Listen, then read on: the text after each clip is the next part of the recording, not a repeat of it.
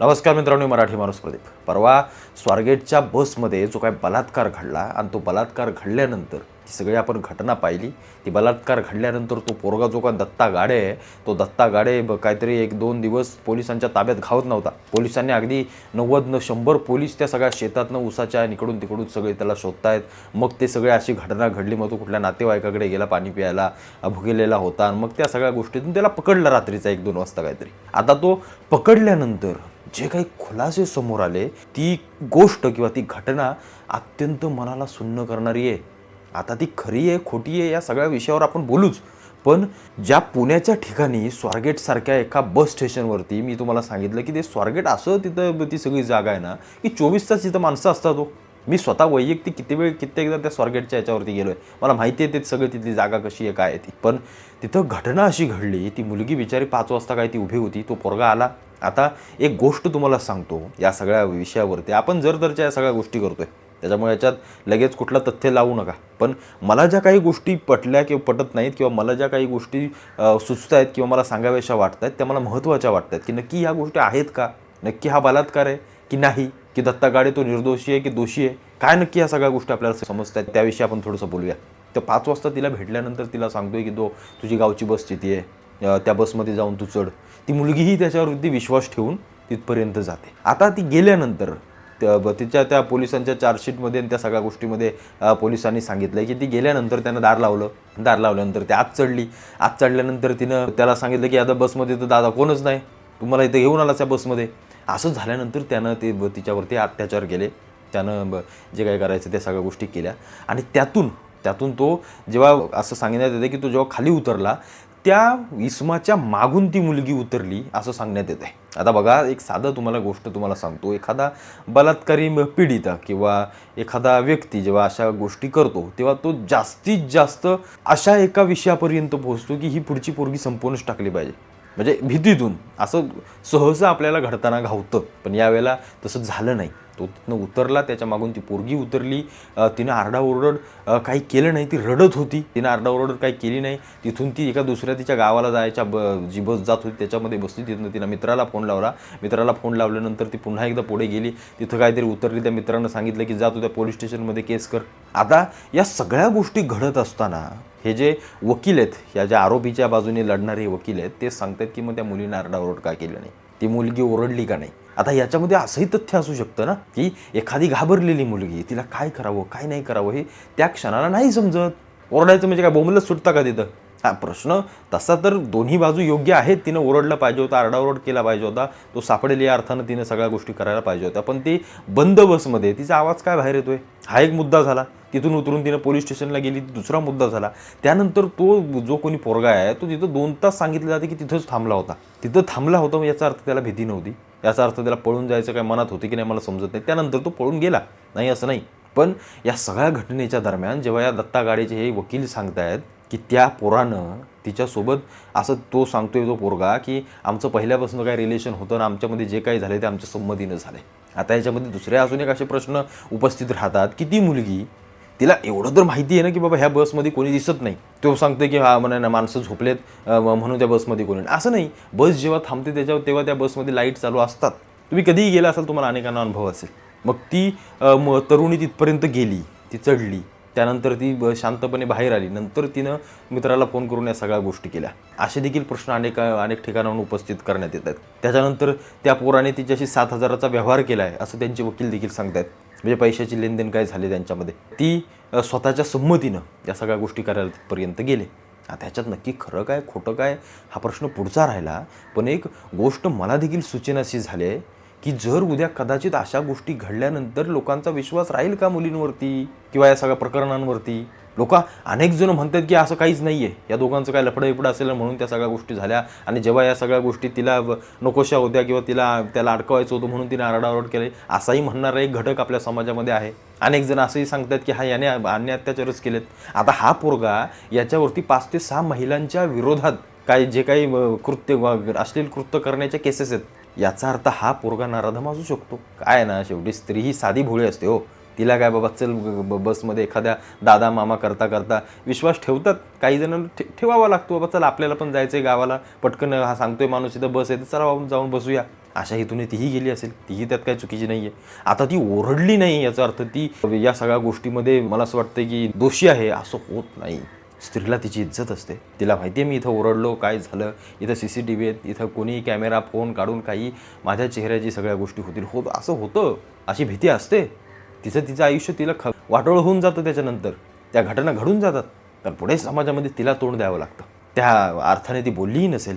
मग हा बलात्कार म्हणावा की नाही म्हणावा, या सगळ्या गोष्टींचे प्रश्न आपल्यासमोर उभे आहेत. यानंतर दुसरी एक गोष्ट मला अत्यंत खटकली, ती म्हणजे या साल्यांना वकील देतं कोण?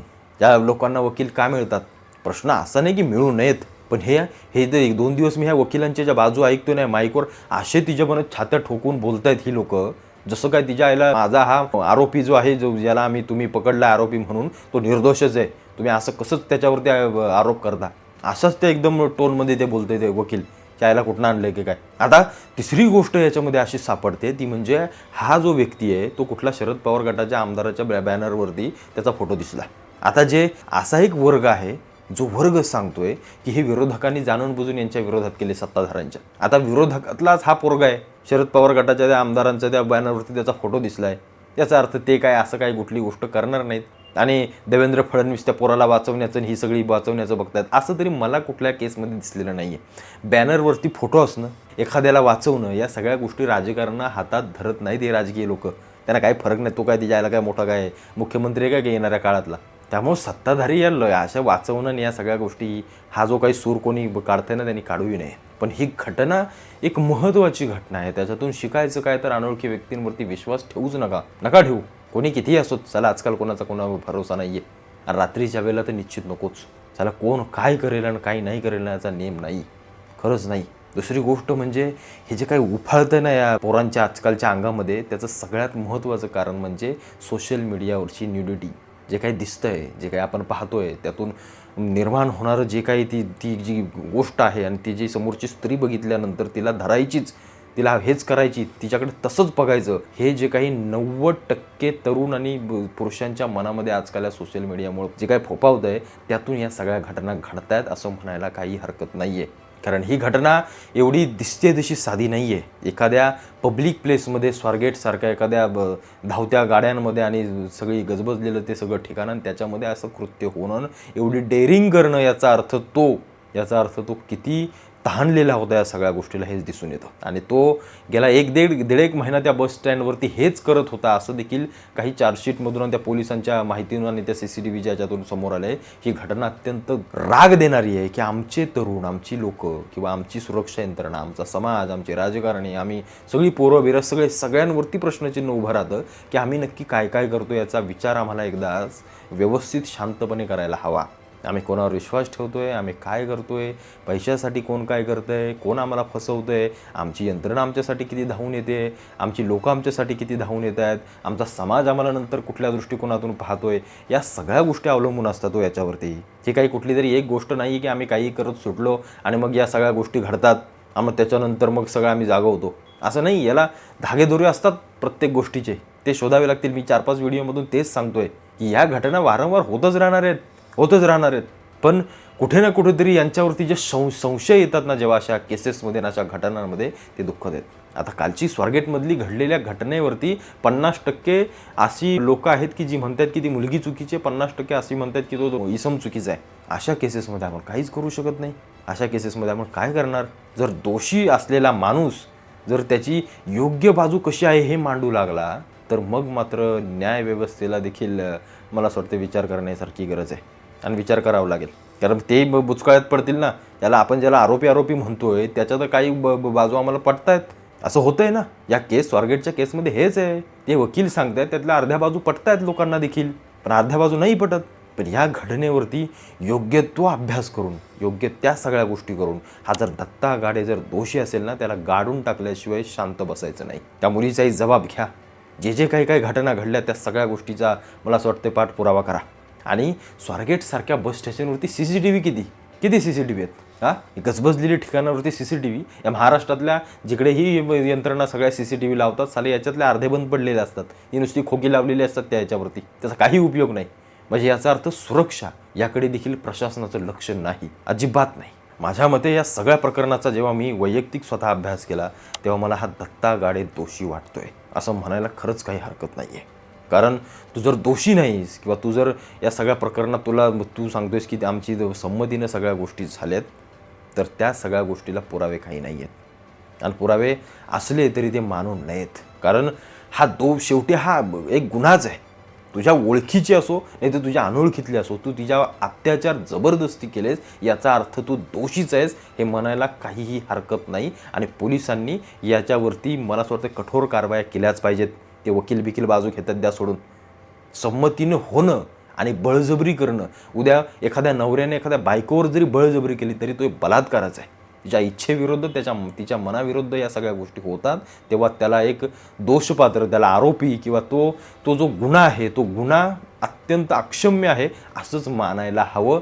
अन्यथा माझी बायको आहे म्हणून माझी ओळखीची आहे म्हणून मी तिच्यावर काही जबरदस्ती करेन, काही करेन असा होत नाही.